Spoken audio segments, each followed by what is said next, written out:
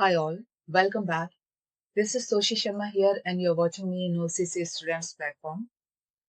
Last class में हमने chemical reaction of ether शुरू किया था और आज हम करेंगे electrophilic substitution reaction in ether. Basically बात होगी आपकी फिनाइल अल्काइल ईथर की, ठीक है। एंड अगर आपने अभी तक इस चैनल को सब्सक्राइब नहीं किया है तो कर दीजिए, शेयर और लाइक कर दीजिए अगर आपको कॉन्सेप्ट समझ में आते हैं तो, ठीक है। तो आज की क्लास शुरू करते हैं और टॉपिक डालिए। आपके सामने है electrophilic substitution reaction in ethers. Ether में हम बेसिकली यहाँ बात करेंगे फिनाइल फिनाइल अल्काइल ईथर की, फिनाइल अल्काइल ईथर की, ठीक है। अब फिनाइल क्या होता है बेटा? फिनाइल होता है आपका C6H5। तो ये आपका हो गया फिनाइल, ये है आपका फिनाइल, है ना, ठीक है।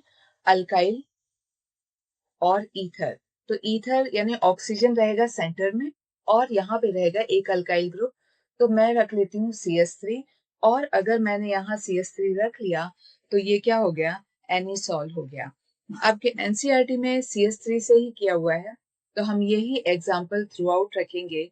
Reaction with anisole C6H5OCH3। NCERT रख के बैठा करिए, हम भी रख के बैठते हैं क्योंकि basically we explain every lines of NCERT in these sessions, ठीक है। तो अब ये बात होगी आपकी एनिसॉल की। तो फिनाइल आपका क्या हो गया? C6H5, अल्काइल आपका हो गया CH3 और ईथर यानी ऑक्सीजन। तो ये आपको कुछ ऐसा दिख रहा है, फिनाइल और ये अल्काइल, अल्काइल यहाँ रहेगा और बीच में ये ऑक्सीजन, फिनाइल अल्काइल ईथर। हो गई कंप्लीट एक्सप्लेनेशन।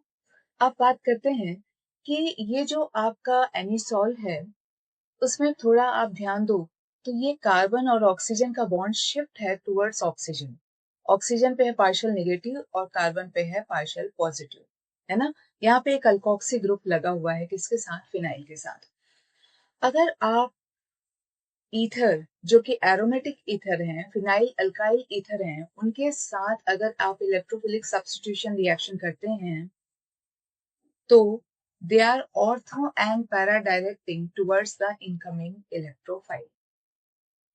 ये जो एनिसॉल आपको दिख रहा है, ये जो मिथाइल और फिनाइल और ये जो ईथर आपको दिख रहा है, ये ऑर्थो एंड पैरा डायरेक्टिंग होगा। अगर कोई इलेक्ट्रोफाइल आता है तो ये उसको ऑर्थो और पैरा की तरफ भेजेगा।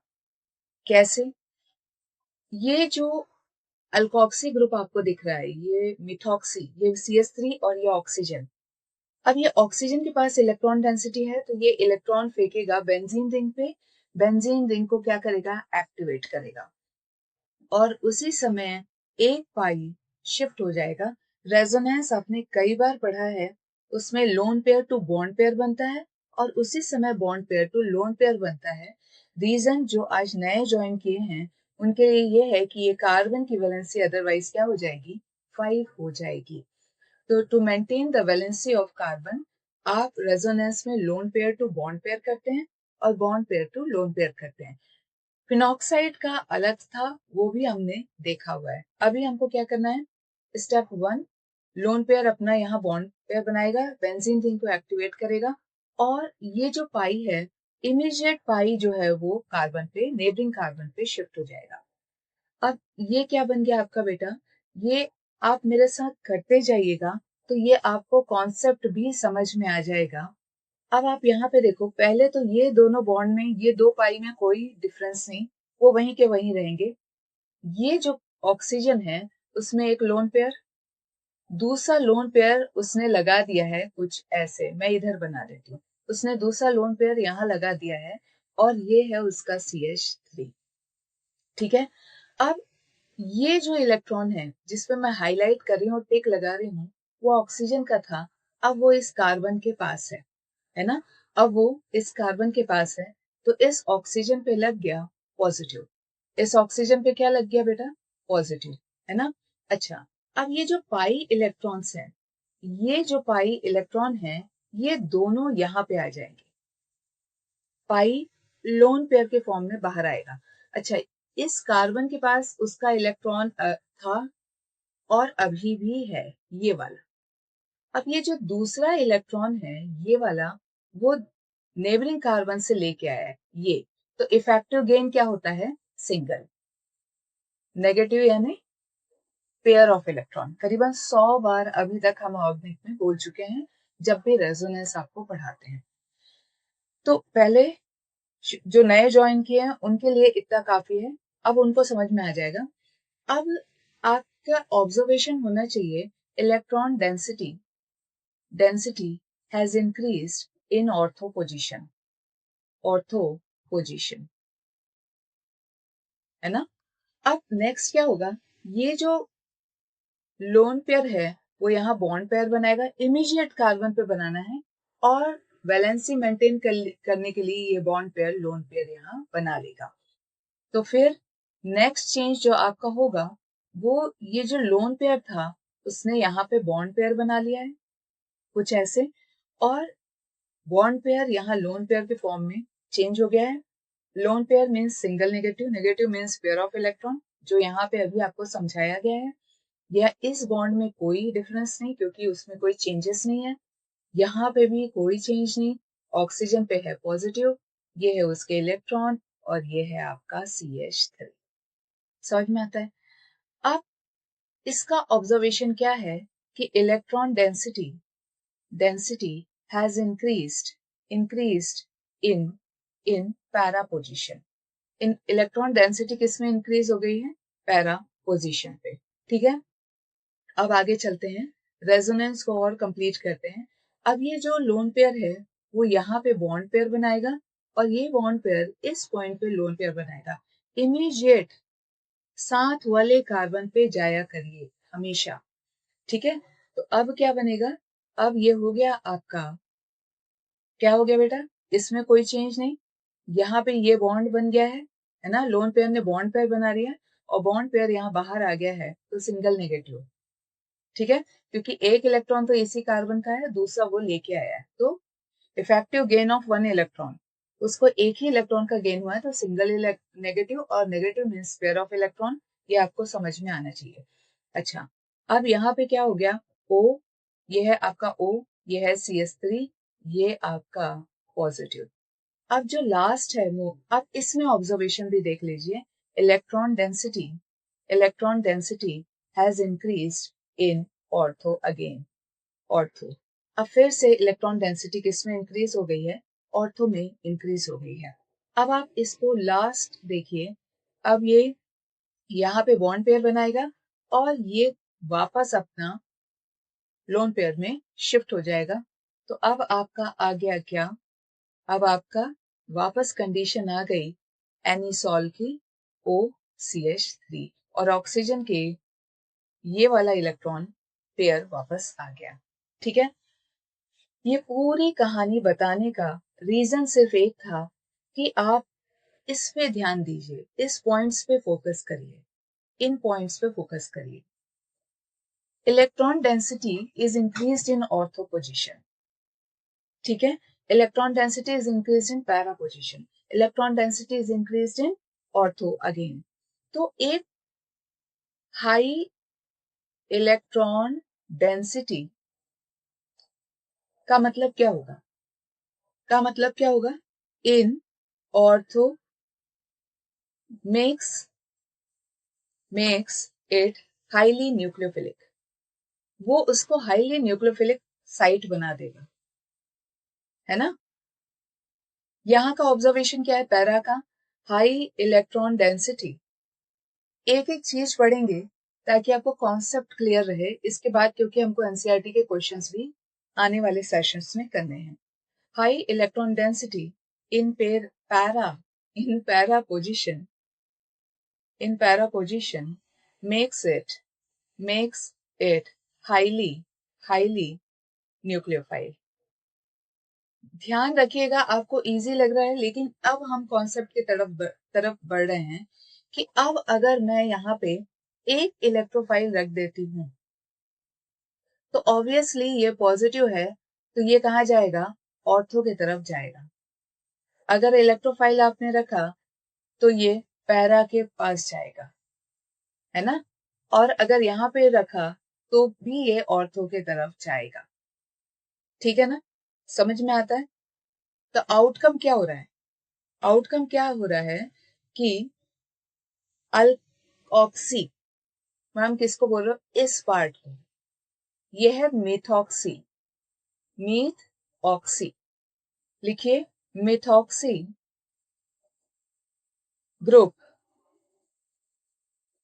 is ortho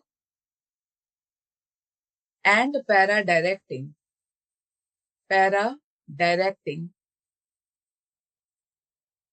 towards electrophilic substitution reaction, है ना? Methoxy group is ortho and para directing towards electrophilic substitution reaction in any salt. बहुत इंपॉर्टेंट, वेरी इंपॉर्टेंट कॉन्सेप्ट कि जब आप एनिसॉल में काम करते हो तो ये जो मिथॉक्सी ग्रुप है वो यहाँ प्लस आर इफेक्ट देता है, जिसको प्लस एम भी बोलते हो आप। उसमें क्या होता है, ऑक्सीजन अपने इलेक्ट्रॉन बेंजीन पे डालता है और यहाँ रेजोनेंस एक्टिवेट करता है। तो ऑर्थो पे इलेक्ट्रॉन डेंसिटी बढ़ती है, फिर पैरा पे बढ़ती है, फिर ऑर्थो पे बढ़ती है। इन 3 पोजीशन पे आप चेक कर सकते हो। ठीक है, तो अगर आप एक इलेक्ट्रोफाइल रख दोगे तो वो ऑर्थो पे जाएगा या पैरा पे जाएगा। तो methoxy groups are ortho and para directing. आपके पास 2 प्रोडक्ट बनेंगे, एक बनेगा ऑर्थो सब्स्टिट्यूटेड प्रोडक्ट और एक बनेगा पैरा सब्स्टिट्यूटेड प्रोडक्ट। ठीक है, समझ में आता है? तो अब हम इलेक्ट्रोफिलिक सब्स्टिट्यूशन रिएक्शन शुरू करते हैं। So now we are starting electrophilic substitution reaction.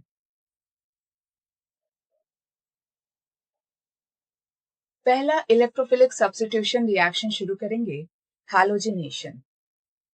Halogenation, अब ये हैलोजिनेशन में आपसे क्वेश्चन जरूर आएगा जो कि डायरेक्ट नहीं है, वो मैं आपको अभी बताती हूँ।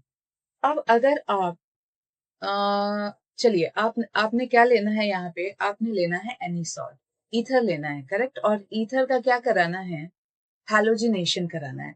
तो ये मैंने ले लिया आपके सामने ईथर, अल्काइल फिनाइल ईथर, जो कि है अभी मैंने लिया है एनिसॉल। अब एनिसॉल ऑर्थो और पैरा डायरेक्टिंग होगा जब इलेक्ट्रोफाइल बनेगा तो। ठीक है, समझ में आता है? अब मैम इजी है कि आप ब्रोमिनेशन करा रहे हो, जैसे आप हेलोजिनेशन में आप क्या क्या करा सकते हो। बेसिकली हम क्या कराते हैं, ब्रोमिनेशन करा लेते हैं, हम क्लोरीनेशन करा लेते हैं, है ना, क्योंकि ये दोनों मॉडरेटली अच्छे रिएक्शन देते हैं, रेट ऑफ रिएक्शन इसमें निकाला जा सकता है। आयोडीनेशन में हमको बेसिकली स्लो रिएक्शन मिलता है, और अगर हम फ्लोरिनेशन करते हैं तो बहुत फास्ट रिएक्शन मिलता है। तो अभी हाल फिलहाल मैं क्या करती हूँ, ब्रोमिनेशन आपका करवा देती हूँ यहाँ पे Br2 के साथ। ब्रोमिनेशन कराया, अब यहाँ पे प्रेजेंस हमको रखना है एसिटिक एसिड का। एसिटिक एसिड क्या होता है बेटा, CH3COOH, जो कि एक वीक एसिड होता है। इसको अगर हम बोलें आईपैक में बोलें तो ये 1 कार्बन है, ये 2 कार्बन है, तो इथानोइक एसिड। आपने क्या रख दिया यहाँ पे, इथानोइक एसिड रख दिया। जब आप इथानोइक एसिड रखोगे तो Br2 आपको क्या देगा, इलेक्ट्रोफाइल देगा, Br पॉजिटिव, ब्रोमोनियम आयन, और ये ऑर्थो प्रोडक्ट्स देंगे और पैरा प्रोडक्ट्स देंगे। ठीक है, तो ये इथानोइक एसिड आपने यहाँ रखा है, आपने लिख लिया होगा। मेरे को ये जगह चाहिए तो मैं यहाँ पे लिख लेती हूँ इथानोइक एसिड। 1 मिनट, चेंज करना पड़ेगा। इथानोइक एसिड आपने रख लिया, है ना। अब ये आपको देगा ऑर्थो सब्स्टिट्यूटेड, तो ब्रोमीन कहाँ आ जाएगा बेटा, ऑर्थो पे। ये आपका ब्रोमीन यहाँ पे आ गया, ये OCH3, और एक आपको मिला पैरा सब्स्टिट्यूटेड प्रोडक्ट, और एक आपको क्या मिला, पैरा सब्स्टिट्यूटेड प्रोडक्ट मिला। समझ में आता है?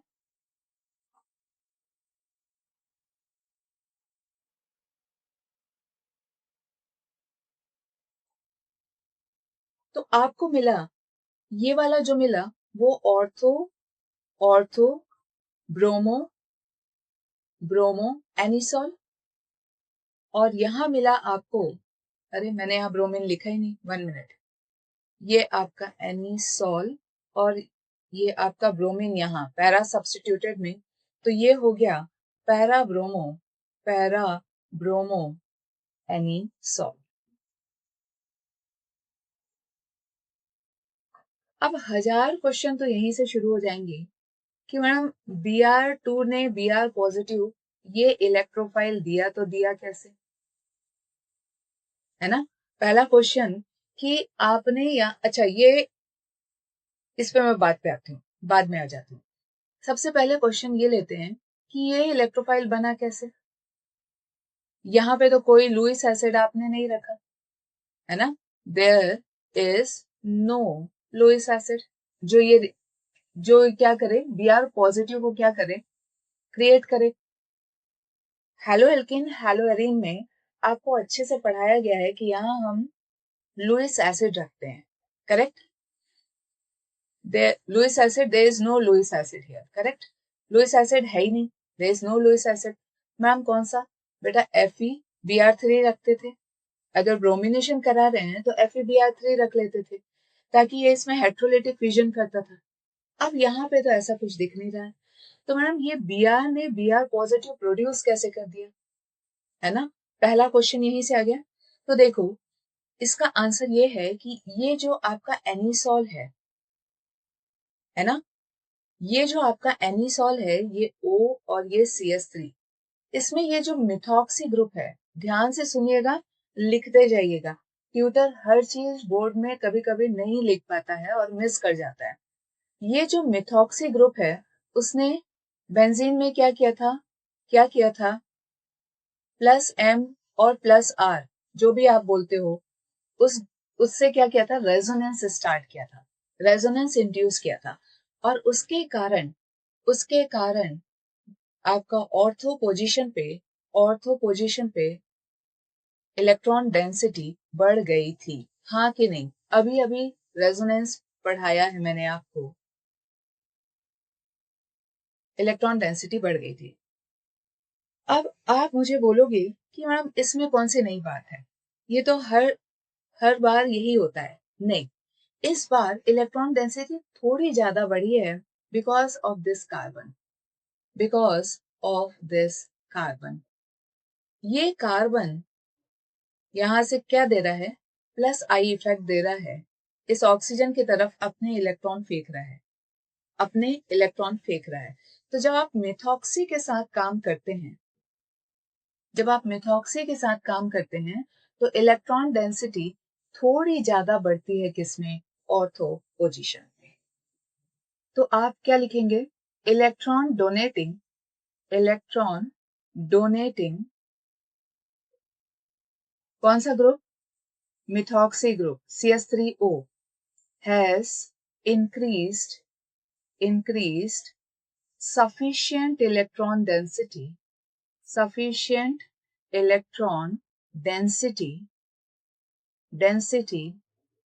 in ortho and makes it highly nucleophilic.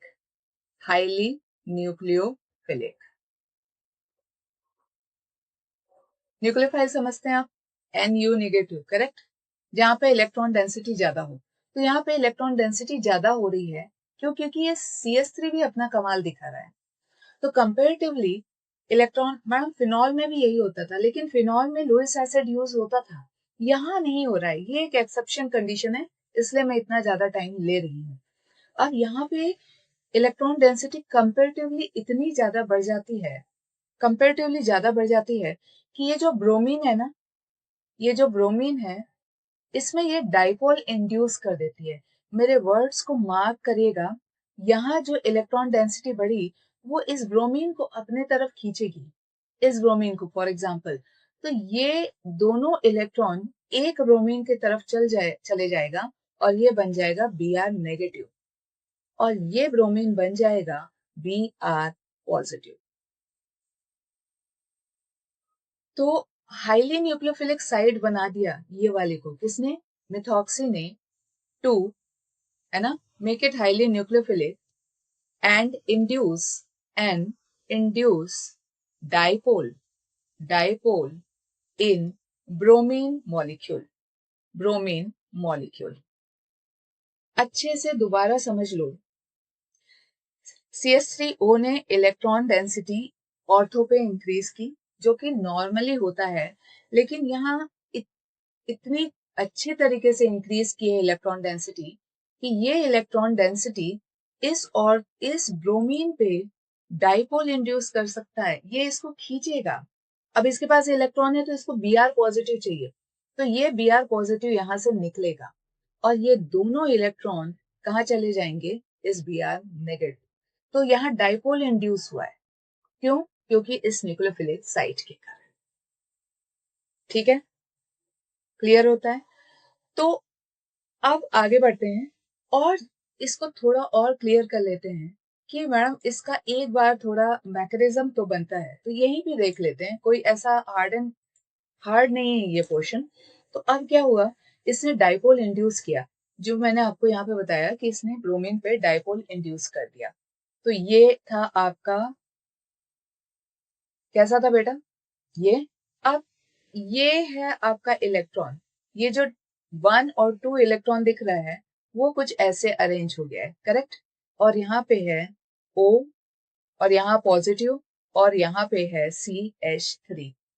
अब ये Br पॉजिटिव को अपनी तरफ खींचेगा। Br पॉजिटिव कैसे प्रोड्यूस हुआ है अभी देख लिया है, ये है आपका इलेक्ट्रोफाइल।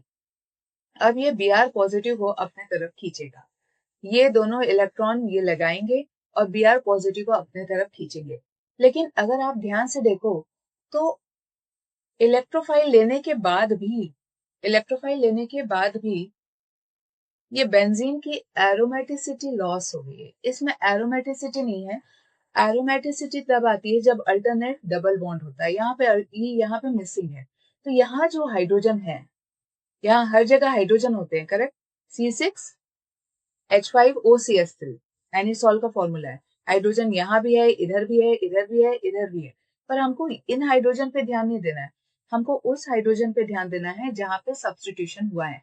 ये क्या करेगा? सेक्रीफाइस करेगा और अपने दोनों इलेक्ट्रॉन यहाँ लगा देगा। ये जैसे ही यहाँ पे बॉन्ड बनाएगा, ऑक्सीजन अपने इलेक्ट्रॉन खींचेगा। तो यहाँ क्या बनेगा बेटा? यहाँ पे बना ये आपका, ये इधर ये अल्टरनेट बॉन्ड्स बन गए, यहाँ पे Br और यहाँ पे हो गया OCH3। ये आपका बन गया ortho bromo anisole, ortho bromo anisole. Clear होता है? मैम इस H पॉजिटिव का क्या होगा? ये जो H पॉजिटिव यहाँ से निकला है ना, हाइड्रोजन अपने दोनों इलेक्ट्रॉन यहाँ लगा दिया है, यहाँ पे ऐसे, तो H पॉजिटिव बाहर हुआ है, तो ये जो Br नेगेटिव है, ये जो Br नेगेटिव है, इसके साथ मिलके ये HBr बना लेगा, ये HBr बना लेगा। ठीक है, समझ में आता है? तो ये हो गया ऑर्थो ब्रोमो एनिसॉल। और जो सेकेंड प्रोडक्ट इसमें बनता है वो बनता है पैरा ब्रोमो एनिसॉल। तो वो भी देख लेते हैं। इसमें मैं आपको फिर से शुरू एक बार और क्लियर कर देती हूँ। अब हम एक पैरा की कंडीशन भी देख लेते हैं कि ये था आपका एनिसॉल, ठीक है, और एनिसॉल में पैरा पे भी इलेक्ट्रॉन डेंसिटी बढ़ी थी। आपको याद होगा हम रेजोनेंस करते हुए आए हैं यहाँ तक, तो ये पैरा पे इलेक्ट्रॉन डेंसिटी बढ़ गई थी, है ना, ये बढ़ गई। अब क्या होगा? ब्रोमीन तो भी, उसमें कोई भी लुईस एसिड हमने यूज नहीं किया जो इसमें इलेक्ट्रोलाइटिक फ्यूजन करे। अब पैरा क्या करेगा? इस Br पे क्या इंड्यूस करेगा? डाइपोल इंड्यूस करेगा, मतलब दो इस पोल्स बना देगा, एक पॉजिटिव और नेगेटिव। कैसे? इसको ये Br पॉजिटिव फॉर्म में चाहिए क्योंकि इसके पास अपने इलेक्ट्रॉन है, तो ये क्या करेगा? इस Br को खींचेगा और दूसरा Br पूरा फायदा उठाएगा और ये हेट्रोलेटिकली इलेक्ट्रॉन लेके बाहर हो जाएगा Br नेगेटिव। हेट्रोलेटिकल फ्यूजन यानी जहां शेयर्ड पेयर ऑफ इलेक्ट्रॉन एक एटम के पास चले जाते हैं, तो ये Br नेगेटिव बन गया। दूसरा वाला क्या बना? Br positive, bromonium ion. Bromonium ion, क्या बोला मैंने? ब्रोमोनियम, पॉजिटिव को क्या बोलते हैं, ईएम, है ना, तो ब्रोमोनियम आयन बना यहाँ Br पॉजिटिव। ये है आपका इलेक्ट्रोफाइल। अब ये इलेक्ट्रोफाइल कहाँ भागेगा, ये पैरा के तरफ भागेगा। तो क्या बनेगा आपके पास, आपके पास बनेगा यहाँ ब्रोमीन आपका यहाँ ऐड हो गया है, ये आपका ब्रोमीन ऐड हो गया है, और ये आपका क्या है, पॉजिटिव, और ये इलेक्ट्रॉन, और ये CH3।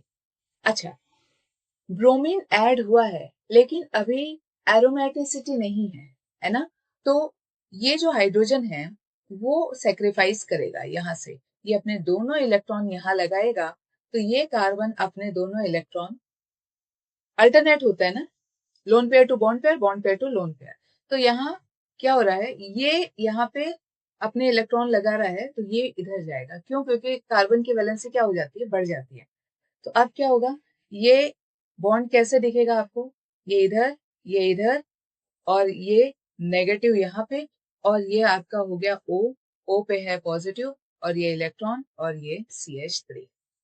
नेक्स्ट स्टेप क्या होगा बेटा, अब ये नेगेटिव यानी पेयर ऑफ इलेक्ट्रॉन यहाँ पे इलेक्ट्रॉन लगाएगा, और पाई यहाँ से मूव कर जाएगा ऑक्सीजन की तरफ, और यहाँ पे आपका ब्रोमीन ऐड हो चुका है, ये है आपका इधर इधर ये, और ये हो गया आपका O, और ये CH3, और इसके पास इलेक्ट्रॉन वापस ब्रोमीन यहाँ पे, और यहाँ से ब्रोमीन ने रिलीज किया है H पॉजिटिव, है ना। जिसको समझ में नहीं आया या मैंने जल्दी बोला, जैसे ही ब्रोमीन ये Br पॉजिटिव यहाँ पे ऐड होगा, ये दोनों इलेक्ट्रॉन यूज होंगे, ये यहाँ पे ऐड होगा, अंदर एरोमेटिसिटी लॉस दिख रही है, अल्टरनेट डबल बॉन्ड नहीं है, तो जो हाइड्रोजन है यहाँ पे वो हेट्रोलिटिकली क्लीव होगा, यानी अपने दोनों इलेक्ट्रॉन यहाँ पे लगाएगा बेंजीन रिंग पे, और एज अ H पॉजिटिव बाहर आएगा। अब अगर इसने यहाँ बॉन्ड बनाया, तो यहाँ जो बॉन्ड है वो लोन पेयर के फॉर्म में शिफ्ट होगा, तो ये हो गया लोन पेयर। अब ये लोन पेयर यहाँ पे बॉन्ड बनाएगा, और कार्बन की वैलेंसी बढ़ेगी, तो ये जो पाई है वो लोन पेयर बना लेगा, lone pair to bond pair, bond pair to lone pair, तो ये ऑक्सीजन पे उसके इलेक्ट्रॉन्स वापस आ गए, और आपको यहाँ पे क्या मिला है बेटा, आपको मिला है para bromo bromo anisole. So this is how you get orthobromoanisole and parabromoanisole. अब हम ये देखते हैं कि हमको दो प्रोडक्ट्स मिले हैं, एक है आपका पैराब्रोमोएनिसोल OCS3, और ये है ये है ऑर्थोब्रोमोएनिसोल, और ये है आपका पैराब्रोमोएनिसोल, तो ये है पैराब्रोमोएनिसोल। अब क्वेश्चन ये है कि ये बना है मेजर और which every book has said around 90%, NCERT में भी लिखा है कि ये मेजर प्रोडक्ट है, करेक्ट। 90% और आपका पैराब्रोमो बना है, और ऑब्वियसली ये माइनर प्रोडक्ट है, और ये 10% ही बना है, अगर वो 90 बना है तो ये 10% बना होगा, है ना, क्योंकि आपको दो प्रोडक्ट्स मिलते हैं। अब ये मेजर क्यों है, रीजन है स्टेरिक हिंड्रेंस, ये आपस में एक दूसरे को कम रिपल्शन दे रहे हैं, so it's more stable as steric hindrance, यानी रिपल्शन एक्चुअली स्टेरिक हिंड्रेंस का मतलब होता है क्राउडीनेस ऑफ इलेक्ट्रॉन्स, और उसके कारण होता है repulsion. So it is more stable as steric hindrance, or repulsion is less.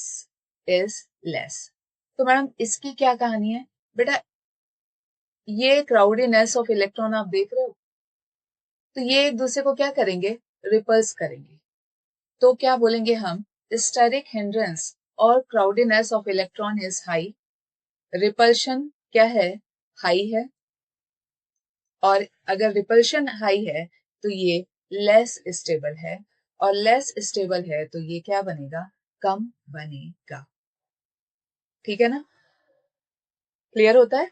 Oxygen का इलेक्ट्रॉन डेंसिटी है, ब्रोमीन का इलेक्ट्रॉन डेंसिटी है, तो इलेक्ट्रॉन इलेक्ट्रॉन क्या करेंगे, रिपल्स करेंगे, और रिपल्स करेंगे तो जो ऑर्थो ब्रोमो एनिसोल है वो अनस्टेबल होता जाएगा। रिपल्शन में कोई भी चीज स्टेबल नहीं होती है। कोई आपको धक्का मार रहा है तो आप स्टेबल है, नहीं, आप अनस्टेबल है, correct. A lot of repulsion is happening, और उसके कारण रिपल्शन हाई हुआ, स्टेरिक हिंड्रेंस हाई है, क्राउडीनेस ऑफ इलेक्ट्रॉन बोलते हैं। इलेक्ट्रॉन वहां पे भरे पड़े हैं, एक दूसरे को रिपल्स करेंगे, स्टेबिलिटी लेस होगी, और वो प्रोडक्ट क्या बनेगा, माइनर बनेगा। क्लियर होता है? ठीक है, अब हम बढ़ते हैं आगे।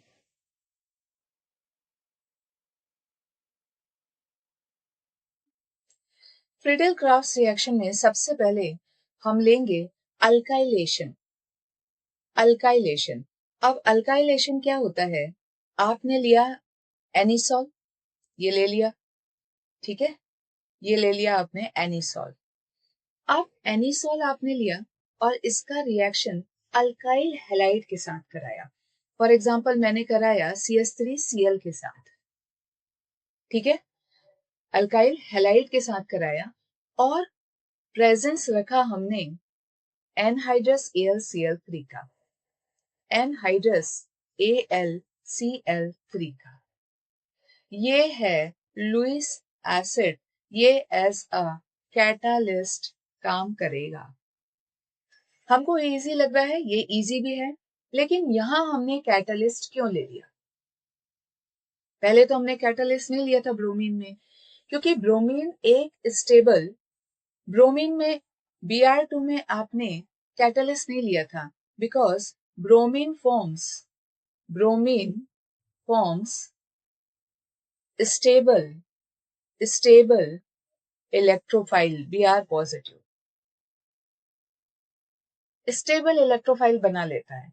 लेकिन ये जो अल्काइल हैलाइड है, इसको इलेक्ट्रोफाइल बनाने के लिए कैटालिस्ट की जरूरत पड़ती है। अब आप बोलोगे मैम यहाँ भी आपने एनिसॉल लिया है, तो ये इलेक्ट्रॉन यहाँ देगा और ये इलेक्ट्रॉन इधर देगा, है ना। जो अभी तक पढ़ते आ रहे हैं, आई होप आपको समझ में आ गया होगा कि मैडम अब आप ये बता दो कि यहाँ पे इलेक्ट्रॉन डेंसिटी बढ़ी है और ये है एनिसॉल, है ना, ये है एनिसॉल। तो आप तो बोले थे कि ये अच्छी खासी इलेक्ट्रॉन डेंसिटी देता है, तो इसको इस पे भी क्या कर देना चाहिए, डाइपोल इंड्यूस कर देना चाहिए। नहीं कर पाता है, क्योंकि ये अल्काइल ग्रुप सामने आता है। वहां ब्रोमीन था, यहाँ ये कैसा है, कैसा है बेटा, ये टेट्राहाइडल है, कार्बन sp3 हाइब्रिडाइज्ड है, करेक्ट है। ये हाइड्रोजन, ये हाइड्रोजन, ये हाइड्रोजन। अब इसको इस कार्बन तक पहुंचना है, तो वो उसका डिफिकल्टी है यहाँ पे।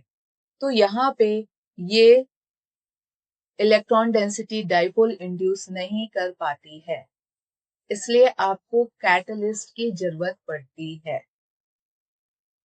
असर्शन का क्वेश्चन बनता है, ठीक है, कॉम्पिटिटिव एग्जाम में भी क्वेश्चन बनता है, तो यहाँ पे ध्यान रखिएगा। तो कैटलिस्ट क्या करेगा, कैटलिस्ट आपको अच्छे से पता है कि ये जैसे CH3 और ये Cl है, तो कैटलिस्ट ये AlCl3 ऑक्टेट इनकम्प्लीट है, मैंने कई बार पढ़ा दिया है हेलोएल्केन हेलोएरिन में।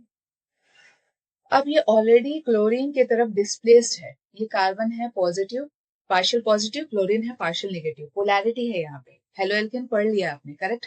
एल्युमिनियम क्या करेगा, ऑक्टेट इनकम्प्लीट है, तो सबसे पहले यहाँ पे क्लोरीन अपने दोनों इलेक्ट्रॉन लेके चलता बनेगा, ये एल्युमिनियम उसको खींचेगा और इस Cl को अपने पास ले लेगा in the form of Cl negative.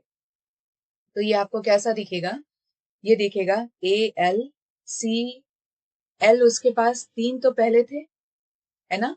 अब ये एक और आ गया, ये वाला Cl नेगेटिव, ये दोनों इलेक्ट्रॉन ये लेके आया है कुछ ऐसे, है ना। अब एक इलेक्ट्रॉन एल्युमिनियम के पास दिख रहा है, तो एल्युमिनियम को इफेक्टिव गेन हो गया कितना, सिंगल। तो आपको बुक में ये कैसे दिखता है, AlCl4 नेगेटिव के फॉर्म में।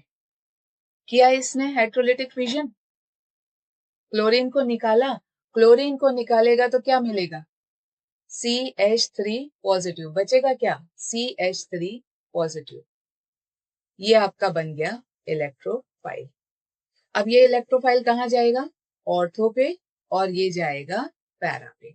तो दो प्रोडक्ट्स आपके सामने बनेंगे। एक तो बनेगा ortho product, ortho substituted product, यहाँ आ गया OCH3 और यहाँ पे आ गया CH3, और एक बना आपका पैरा सब्स्टिट्यूटेड प्रोडक्ट। तो एक CH3 आपका इधर आ जाएगा पैरा पे, और ये आपका हो गया OCH3। तो यहाँ पे भी दो प्रोडक्ट्स बनते हैं, एक ऑर्थो सब्स्टिट्यूटेड प्रोडक्ट और एक para substituted product. Para major होता है क्योंकि स्टेरिक हिंड्रेंस इसमें लेस रहता है, रिपल्शन लेस रहता है। ऑर्थो माइनर रहता है क्योंकि इस पे स्टेरिक हिंड्रेंस हाई रहता है, इसकी स्टेबिलिटी लेस होती है। अब आप इसको ध्यान से देखिए, तो C6H5CH3 क्या होता है? टॉलिन। तो ये क्या ये है 1 और ये है 2, ये 3, ये 4, ये 5, ये 6। तो यहाँ क्या बन गया? 2 मेथॉक्सी, मेथॉक्सी टॉलिन, है ना। और यहाँ पे ये वाला पोर्शन टॉलिन है, तो ये 1 2, ये 3, ये 4, ये 5, ये 6। तो ये क्या बन गया? 4 मेथॉक्सी टॉलिन, मेथॉक्सी टॉलिन। क्लियर है? तो इस तरीके से फॉर्मेशन होता है अल्काइलेशन रिएक्शन में। Alkylation means reaction with alkyl halide. अच्छा, यहाँ प्रेजेंस किसका रहेगा? CS2 का प्रेजेंस रहेगा। ये बेस्ट रिएक्शन देता है। तो प्रोडक्ट बने आपके 2 मेथॉक्सी टॉलुइन और 4 मेथॉक्सी टॉलुइन। अब आप बोलोगे मैडम ये AlCl4 का नेगेटिव का क्या होगा? तो आपको पता है कि अब तो आपको अच्छे से पता है कि जब भी सब्स्टिट्यूशन होता है ना, ये OCH3 है और यहाँ पे अगर आपका CH3 आया तो हाइड्रोजन यहाँ से सेक्रीफाइस होता है H पॉजिटिव के फॉर्म में, और वो यहाँ से Cl नेगेटिव लेके क्या बना लेगा? HCl बना लेगा। और AlCl3 ये HCl है और AlCl3 आप रिसाइकल कर लेंगे, है ना। पूरा बताने की तो जरूरत नहीं है। जैसे ही ये CH3 यहाँ ऐड होगा, यहाँ जो H था वो सेक्रीफाइस करेगा as a H positive. H positive AlCl4 negative से Cl नेगेटिव लेगा। क्या लेगा बेटा? इससे Cl नेगेटिव लेगा और HCl बना लेगा, और यहाँ क्या बचा? AlCl3, जिसको आप रीयूज यहाँ पे कर लीजिएगा। ये होता है फ्रीडल क्राफ्ट अल्काइलेशन रिएक्शन। यहाँ पे आपने क्या किया है? अल्काइलेशन किया है, reaction with alkyl halide. Second हम शुरू करेंगे Friedel Crafts acylation reaction. So let's start Friedel Crafts acylation reaction. अब आपको लेना है एसाइल हैलाइड। तो पहले आप लेंगे टॉलिन, या आपने ले लिया टॉलिन। Let's start Friedel Crafts acylation reaction. तो हमने फिर से लिया एनिसॉल, जो कि एक ईथर है। एनिसॉल का रिएक्शन हमने किया एसाइल हैलाइड से। तो मैं ले लेती हूँ CH3 C double bond O and Cl for example. जिनको नहीं पता है, एसाइल होता है RC डबल बॉन्ड O और हैलाइड होता है X। तो इसको बोलते हैं एसाइलेशन। तो मैं यहाँ क्या कर रही हूँ? एसाइलेशन कर रही हूँ, है ना। एसाइलेशन कर रही हूँ CH3COCl। तो फ्रीडल क्राफ्ट एसाइलेशन रिएक्शन। यहाँ पे भी प्रेजेंस हम रखेंगे किसका? CS2 का। और यहाँ पे भी प्रेजेंस रहेगा एनहाइड्रस AlCl3 का। वो क्या करेगा? ये यहाँ से हाइड्रोलिटिक फ्यूजन करेगा, Cl नेगेटिव को यहाँ से निकालेगा, Cl नेगेटिव इसको ज्वाइन करेगा और ये बना लेगा AlCl4 नेगेटिव। ठीक है। अब यहाँ से क्या बचा? कलर चेंज कर देते हैं। यहाँ से क्या बचा आपके पास? ये दोनों इलेक्ट्रॉन क्लोरीन के पास चले गए, तो यहाँ पे क्या बचा हमारे पास? CH3 C double bond O और ये पॉजिटिव। ये आपका इलेक्ट्रोफाइल बन के रेडी हो गया है। तो ये ऑर्थो पे जाएगा और ये पैरा के तरफ जाएगा, क्योंकि during resonance electron density has increased in ortho and para position. तो आपके पास दो प्रोडक्ट्स यहाँ पे बनेंगे, ऑर्थो सब्स्टिट्यूटेड प्रोडक्ट है ना, ऑर्थो सब्स्टिट्यूट यहाँ आएगा OCH3 और ऑर्थो में COCH, C double bond OCH3, ठीक है। और एक प्रोडक्ट आपका बनेगा ये OCH3 और जो इलेक्ट्रोफाइल है वो यहाँ आएगा COCH3। तो आपको मिला ऑर्थो सब्स्टिट्यूटेड प्रोडक्ट और आपको मिला para substituted product. Ketone group आपको दिख रहा है, ये पूरा क्या है, एस्टोफिनॉन है। तो ये क्या हो जाएगा, 2-मीथऑक्सी, 2-मीथऑक्सी एसिटोफिनॉन। ये है 1, ये 2, ये 3, ये 4, ये 5, ये 6। तो ये क्या हो जाएगा बेटा, 4-मीथऑक्सी और ये पूरा एसिटोफिनॉन, एसिटोफिनॉन नीचे लिख देती हूँ। ओन जहां दिखे आपको समझ जाइए आप काम कर रहे हैं कीटोन के साथ। तो इसने एस्टोफिनॉन का 2-मिथॉक्सी एस्टोफिनॉन और 4-मिथॉक्सी एस्टोफिनॉन का प्रोडक्ट दिया है। मेजर कौन सा होगा, पैरा सब्स्टिट्यूटेड, और माइनर कौन सा होगा, माइनर प्रोडक्ट होगा ऑर्थो सब्स्टिट्यूटेड, ठीक है ना। अच्छा, ये जब सब्स्टिट्यूशन होगा तो यहां से H पॉजिटिव रिलीज होगा, वो यहां से Cl नेगेटिव लेगा और क्या बना लेगा, HCl, और ये वापस रिसाइकल हो जाएगा in the form of AlCl3। तो ये आपका हो गया Friedel Crafts alkylation and acylation reaction. Last reaction जो इसमें ईथर्स में है वो है नाइट्रेशन। थर्ड रिएक्शन लिखिए नाइट्रेशन। आई होप आपको नाइट्रेटिंग मिक्सचर याद है। तो अब हम लेंगे एनिसॉल जो कि है ईथर, है ना, ईथर ही है ना, अल्काइल फिनाइल ईथर है, ये है ईथर। इसका रिएक्शन हम करेंगे, नाइट्रेशन करना है तो हम रखेंगे concentrated H2SO4 and concentrated HNO3 nitric acid, इसका मिक्सचर रखते हैं, करेक्ट। अच्छा, ये दोनों आपको क्या देते हैं, नाइट्रोनियम आयन NO2 पॉजिटिव, जो कि क्या है, इलेक्ट्रोफाइल है, जो कि क्या है, इलेक्ट्रोफाइल है। ये आपको क्या देते हैं, NO2 पॉजिटिव, जो कि क्या है बेटा, इलेक्ट्रोफाइल है। मैम कैसे, हेलो एल्केन हेलो एरीन्स में मैकेनिज्म दिया हुआ है, मैं प्लेलिस्ट लगा दूंगी यहाँ पे आई बटन में, आप उसको देख लीजिएगा अगर आपको डाउट है कि NO2 positive nitronium ion as a electrophile कैसे प्रोड्यूस होता है। अब ये nitronium ion ortho substituted product बनाएगा और पैरा सब्स्टिट्यूटेड प्रोडक्ट बनाएगा।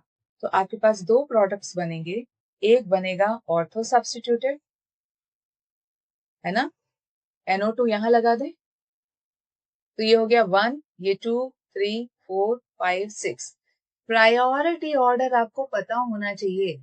अब ये अल्कोक्सी हायर है, NO2 लोअर है, तो मैंने इसको 1 दिया, तो ये क्या हो जाएगा, 2 नाइट्रो, 2 नाइट्रो, और ये क्या है बचा हुआ, एनिसॉल, एनिसॉल। और दूसरा जो प्रोडक्ट बनेगा वो बनेगा, ये हो गया अरे एक मिनट, ये आपका हो गया OCH3 और यहाँ आपका हो गया NO2। तो ये 1, ये 2, ये 3, ये 4, ये 5, ये 6, है ना, ये मेजर ग्रुप है। तो ये बना 4 नाइट्रो एनीसॉल, ये बना आपका मेजर प्रोडक्ट क्योंकि इसमें स्टेरिक हिंड्रेंस कम है, और ये आपका बना माइनर प्रोडक्ट क्योंकि इसमें स्टेरिक हिंड्रेंस ज्यादा है। So with this, we are completing the chemical reaction of ethers. I hope all of you have got the concept. अगर आपको OCC का कॉन्सेप्ट समझ में आते हैं तो डू सब्सक्राइब, शेयर कर सकते हैं और लाइक भी कर सकते हैं। So see you in the next class with physical properties of alcohol, phenols and ethers. And then we'll complete this chapter. So bye for now.